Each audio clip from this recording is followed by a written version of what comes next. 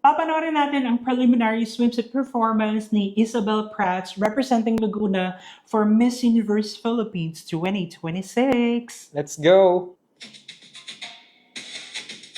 Isa rin talaga to sa mga Wow. one of the prettiest faces ng batch na to.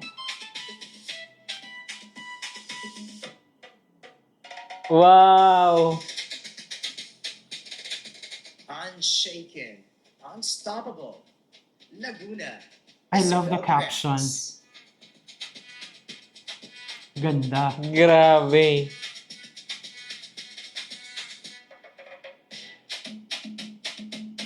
Di ba, she can be very fierce. Pwede siyang maging bida, pwede maging kontrabida sa soap opera. Na ang ganda ng mukha niya, and ang ganda rin ng katawan niya, ang ganda ng pasarela niya, very, lang talaga, very kalma, walang masyadong, alam mo yun, hindi siya gigil, pero may angas. Yun nga eh. Doon ko siguro mapapansin yung angas nga.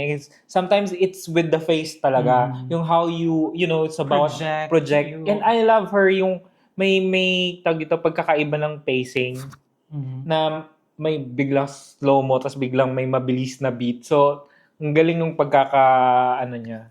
Yeah, stride. so kung naniniwala kayong hawak niya ang beat, don't forget to visit the Maya app and vote for Isabel Prats and claim your free votes each and every day.